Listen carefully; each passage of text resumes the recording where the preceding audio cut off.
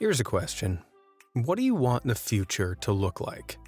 Personally, I'm hoping for instant teleportation, hoverboards, and free chocolate for all by 2050. Sounds like a bit of a stretch, I know, but it's nothing compared to what people over 100 years ago thought life would look like today. From robotic helpers and super schools to flying firemen. Some of the predictions are hilarious, but others are surprisingly accurate. Well, it's time to separate science facts from science fiction as we take a look at what people in the past thought we'd be doing today.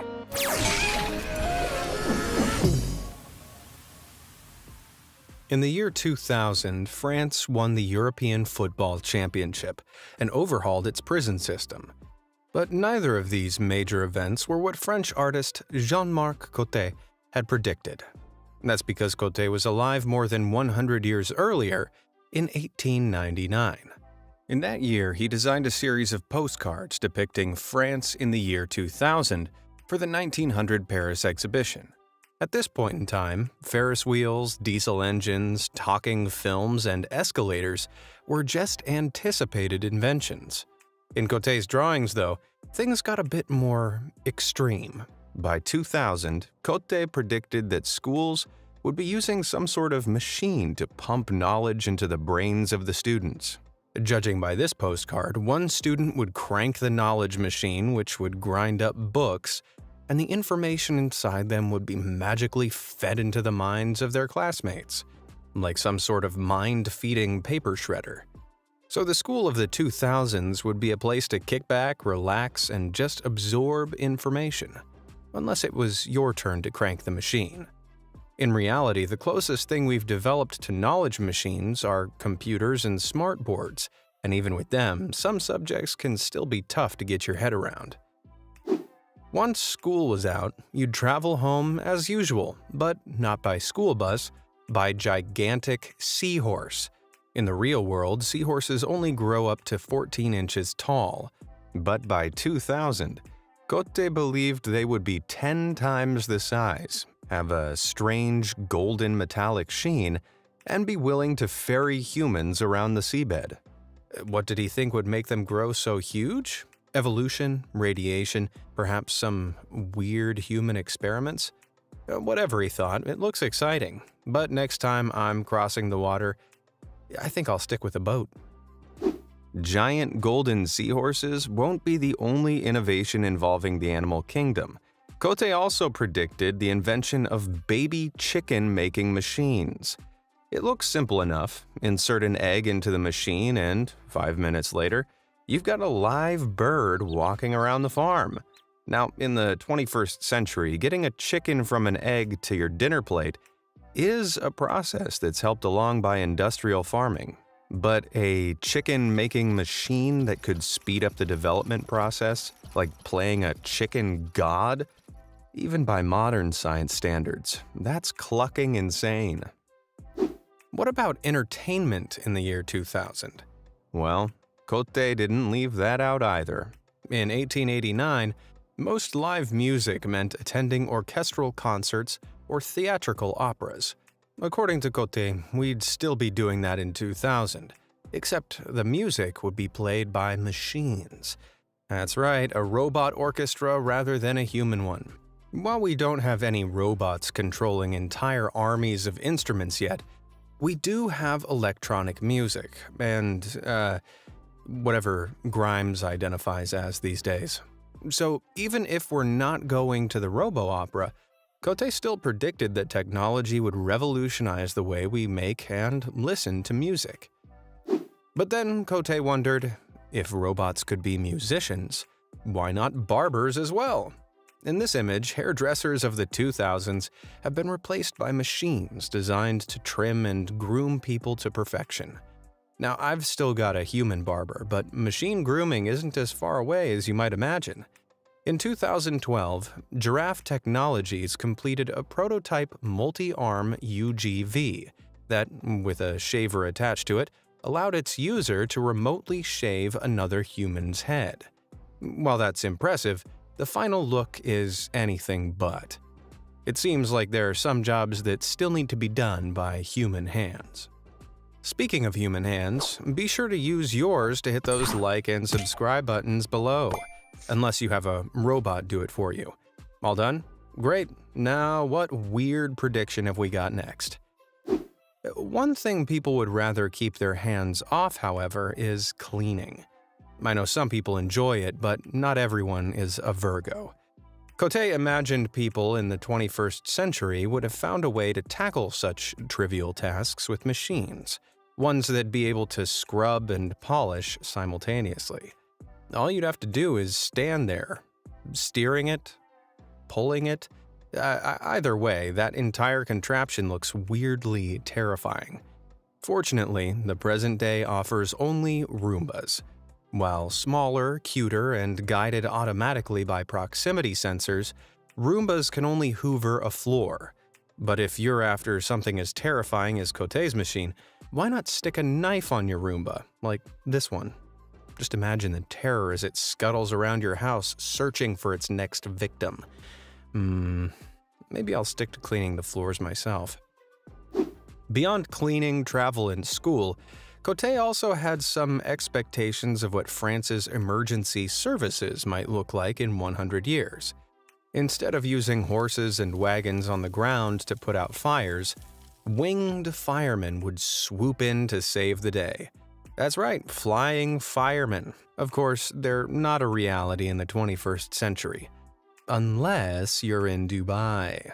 In 2016, the Dubai Civil Defense signed a multi-million-dollar contract to bring their fire services to the skies to help quickly tackle situations in high-rise buildings. Sadly, Dubai won't be using the cool butterfly wings depicted by Cote. Instead, they've opted for jet engines that will enable them to reach heights of 3,000 feet at speeds of almost 45 miles per hour. Talk about rapid response. Back in 1900, if you wanted to text someone, you'd have to write down your message, then wait 84 years until the invention of the phone signal. I'm just kidding. You'd have to send a letter through a physical mailing system. By 2000, though, Cote expected the postal service to follow the fire brigade to the skies.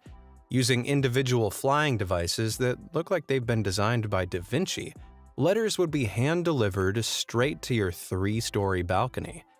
As fun as this looks, today most of our messages take place in the digital world. From email to texting and WhatsApp, it only takes a few seconds and the click of a button to send a message like this anywhere in the world. Oh, pretend you didn't see that. Now, do you think swimming is a tired, old gimmick of the past? Isn't it time we developed a new way to navigate our bodies through liquid?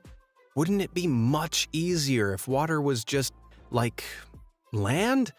Well, in 1900, the year after Cote's predictions, another futurist had the same thought.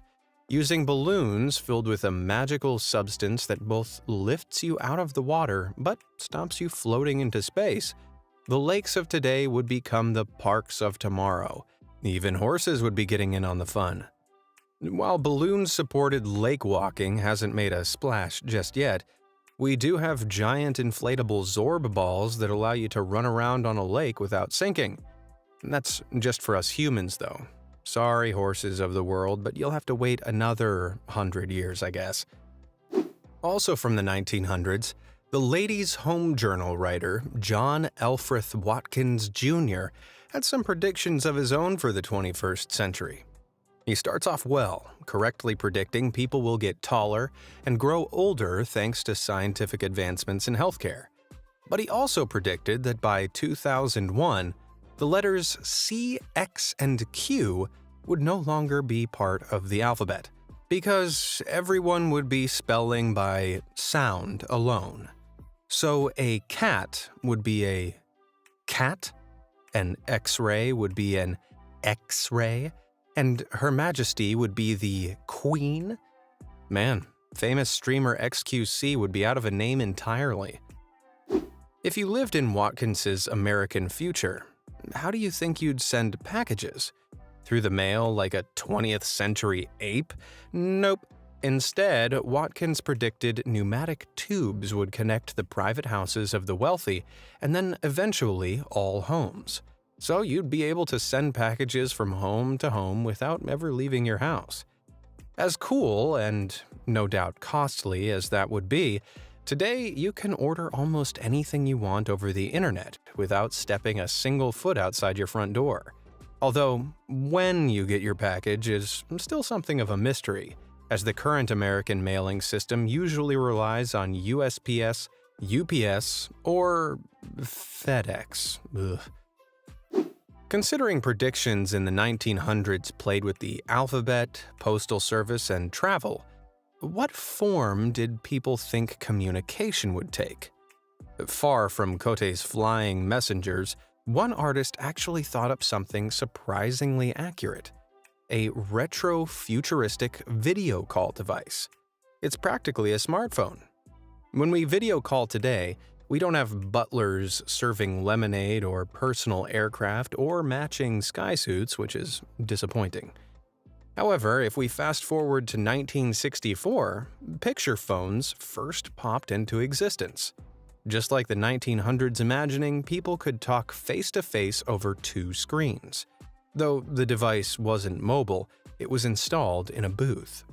This invention eventually fueled the development of Skype, FaceTime, and more recently, Zoom, where you can share a face-to-face call with up to 1,000 people at any time. To think, without the amazing imaginings of the 1900s, we might still just be calling people up on the phone like cavemen. Now, if we fast forward a bit to the 1930s, we can take a look at the predictions of one F.E. Smith, a lawyer and parliamentarian. He was a pretty, eccentric guy, and his forecasts for the future were nothing less. Over the course of his life, Smith had seen cars become widespread in society. With the expected rise of air travel, however, he believed automobiles would be replaced by personal airplanes that were as reliable and cheap as a car. Yes, we do have low-cost air travel in the 2020s, New York to Miami for less than $30, bargain. But we're still quite a way off everyone having their own personal plane. In 2014, there was only one privately owned plane for every 19,500 people on Earth. So that future is more of a distant dream. Okay, get ready for a weird question. Have you ever wondered why we have two eyes? Aside from providing us with a spare should one get damaged, having two eyes allows us to perceive depth and increases our field of vision. Pretty essential functions, right? Well, not according to Dr. Thomas Shosted. This doctor proclaimed in 1934 that, over time, the bridge of the nose would collapse, and a super eye would form in the center of all human faces. That's right, Shosted expected us to evolve into human cyclopses. He saw two main benefits of the cycloptic super eye. First, we'd be able to perceive forms of energy that were hidden to us, and second, we'd see colors and motion more clearly. Now, before you get too excited, Shosted expected this to happen in distant centuries, so it's nothing to worry about right now. Having said that, Shosted probably expected our eyes to be a bit closer together by this point in time, so if you do notice your eyes edging towards your nose, I'd just book an appointment with your nearest eye doctor. Wow, in the 1930s, people had some massive expectations about what the future would look like. But what about the 1950s? Even though they were a little more technologically advanced, leading experts in this era had a few wacky ideas. In terms of travel in the 2000s, if it wasn't a Jetsons-style private flying car, then it was zipping across the Earth on rails. It was around this time magnetic levitation, or maglev technology, was first developed and patented. The concept proved magnetic propulsion, or linear motion, could transport a vehicle over a track at speeds of up to 310 miles per hour. This amazing breakthrough led scientists to believe that future forms of transport would be maglev mad. But they weren't quite right. While some of the fastest trains in the world, like Japan's bullet trains, do use maglev technology, the tracks are costly to implement. So costly that Japan is currently on track to spend a staggering $64 billion on just 180 miles of maglev track. So until we find a cheaper way of making maglev available to the masses, the rest of the world is stuck with regular old public transport like buses. But it wasn't just travel that experts of the 1950s had high hopes for. By 2000, they predicted that the world of entertainment would be on another level. We'd have long turned off our radios and would have switched on our four-dimensional color TVs. Not only would the images look like they were popping out of the screen, but the room would fill with the aroma of whatever was being shown. Now, 3D TVs were first developed back in 1981, and even though they hit the mainstream in the 2010s, by 2016 they were just a novelty, and most models stopped being produced. As far as 4D goes, smell-o-vision, a process by which smells were released into cinemas during the projection of a film, made its one and only appearance in the 1960 film Scent of Mystery. Unfortunately, some of the smells were released on delay, so they didn't match up with what was on the screens.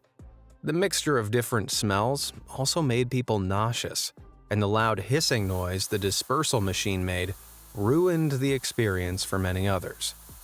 After it was written off as something of a failure, we haven't quite conquered this type of 4D future, and I'm not entirely sure we'll ever want to. So, some predictions have been very close to becoming real, but not everyone can be that prescient. One article from Popular Mechanics in 1950 claimed that by the 21st century, sawdust, table linen, and underwear would be recycled through chemical factories to produce food. That's right, a tasty meal made from your dad's recycled underwear. Ugh. Razors would also be a thing of the past, and people would only shave with a specially formulated chemical solution. I mean, they weren't entirely wrong. Hair removal cream does exist these days, but anyone who's ever used it knows that stuff smells worse than a garbage dump that's been set on fire. What about regular household chores, like doing the dishes? Well, in this future from the 1950s, dishes are made of a cheap plastic that melts when it meets hot water, so the dishes can be washed right down the drain. And yet here we are in the 21st century trying to put less plastic in the ocean because it's already full of this stuff without this insane invention. Okay, what about cleaning the house? Easy, just turn on your trusty hose and wash the house down, because everything you own is now waterproof. That's right, everything. Couch, waterproof. TV, waterproof. Children, 100% waterproof. Plus, you have a plug hole as a standard feature in each and every room to drain all the dirt away. Well, I don't know about you, but I don't know anyone in this century who has all their belongings waterproofed, let alone the money to afford the bank-breaking water bill a method like this would rack up. So far, we've looked at predictions for life hundreds of years in the future. Although I can't help but think that if these predictions aimed closer to their own time, they might be more accurate. Like 10 years in the future, for instance. Well, a 1960 article published in American Weekly did exactly that. To them, 1970 was going to be a place where secretaries no longer typed, but spoke into their typewriters. Yep, speech recognition technology, a whole 40 years before the likes of Siri and Alexa. Amazingly, they weren't far off. By the mid-1980s, IBM had created a voice-activated typewriter called the Tangora, which had a 20,000-word vocabulary. Wow, if they were nearly right about that, what else did American Weekly predict? Well, apparently, the modern 2000 soldier would look like and I quote, "Superman from Mars." Sorry, what? Did they expect soldiers to be clad in capes with bright red underwear over their uniforms? This might have posed a few problems with missions requiring camouflage. Fortunately, it was just referring to advances made in the gear available to troops. Apparently, soldiers would be issued with rocket belts that'd enable them to jump rivers, leap to the top of houses, and reach speeds of up to 40 miles an hour. Did people from the 1960s really think 21st century combat would look like panels from a DC comic? Sadly, this sort of advanced military technology doesn't currently exist that we know of, though I personally wouldn't be opposed to watching an army of supermen in action. Past Americans were an optimistic, futuristic bunch. But what about other major world superpowers and their predictions of the future? Well, according to a futuristic film strip from the Soviet Union back in the 1960s, a 2017 Soviet Union would be a truly amazing place. The Union's polar regions would be populated with cavernous, under-ice cities, heated by the Earth's natural thermal energy to create an eternally summery climate. There's no word on how they'd get all that natural light down there, though, which is probably why these cities never materialized. Weather control was another futuristic feature that the Soviets thought they might have a handle on by 2017. From a control station in the sky, Soviet officers would be able to pacify hurricanes and destroy storms with the press of a button. It's a really neat idea, but sadly, by the time the Soviet Union collapsed in 1991, there were no such devices in action. But something did come out of the Soviet Union that would serve as inspiration for technology further down the line. In 1966, Boris Grishin invented a robotic butler that could answer the telephone, control the temperature in his apartment, remind him of important events, provide the time, date, and even had a radio. It was a truly amazing piece of tech. But at a cumbersome 220 pounds, robotic butlers weren't a feature of many households until the 2000s. While they don't look like something out of Doctor Who, virtual assistants like Amazon's Alexa and the Google Home Hub are commonplace around the world. Using voice command technology, they can do just about everything Boris's bot could do, and are just a fraction of the size. Okay, so both the Americans and the Soviets missed the mark in the 1960s on a bunch of levels. However, there's one prediction from the 60s that was so accurate, it's scary: the use of the internet. In 1966, this footage depicting life in 1999 shows off a future home computer console that's a remarkably accurate portrayal of what was to come. It even explains how internet shopping, banking, and correspondence would be commonplace, with households owning multiple consoles and computers to fit their lifestyles. That's pretty incredible, considering at this point, it'd be another 13 years before the internet was even born. But can other predictions from 1966 keep those standards up? Well, according to a 1966 Time magazine article, by the year 2000, the wheel, one of mankind's most important inventions, would be obsolete. Yes, the wheel. Why wouldn't we use it, I hear you ask?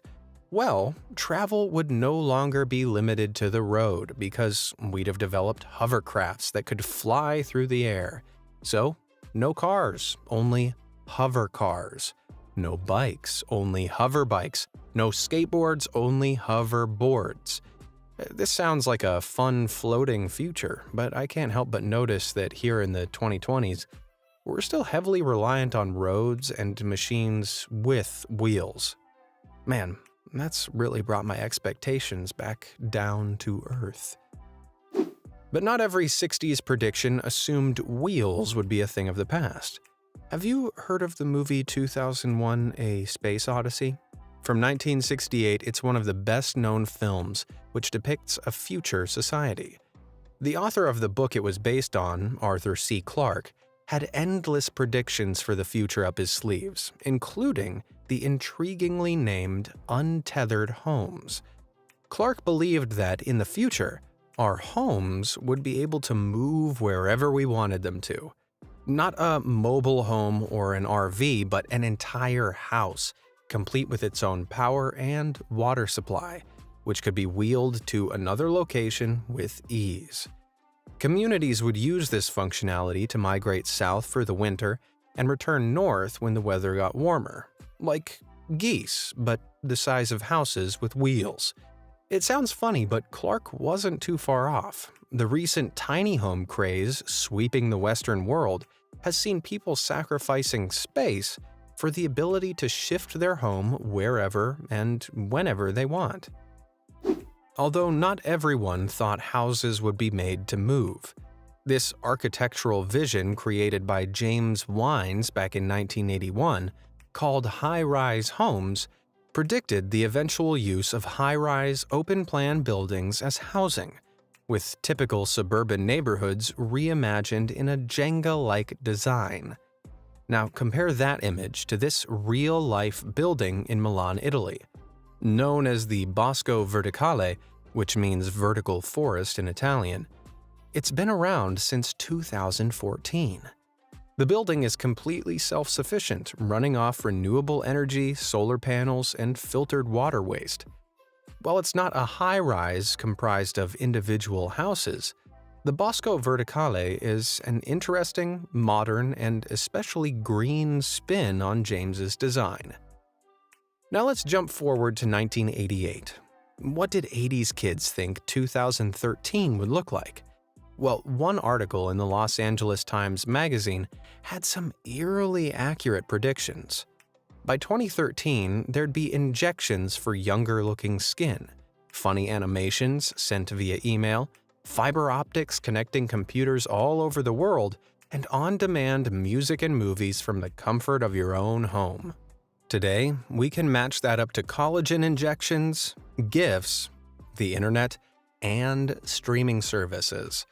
That's a pretty perfect set of predictions. Still, there's one more 80s innovation that we've really adopted in the 21st century, and that's the world of virtual reality, also known as VR. In the 1980s, NASA heavily championed VR with helmet-mounted displays, power gloves, 3D sights, and sounds that were supposed to make immersive environments a new frontier. But sadly, it didn't happen because the technology wasn't mature enough. The helmets and their optics were too heavy, the computers were too slow, and the touch feedback systems rarely worked. The only thing that was consistently real about VR was the motion sickness. Fast forward to the modern day, though, with computers that are thousands of times faster than their 80s counterparts, and the applications of VR are endless. While NASA now use VR environments so detailed they can help train astronauts for space shuttle missions, it's used by the rest of the world for, let's say escapism. Whether it's playing video games, virtually visiting a different house, or even just watching TV, I don't think this is what NASA hoped we'd be using their new frontier of technology for.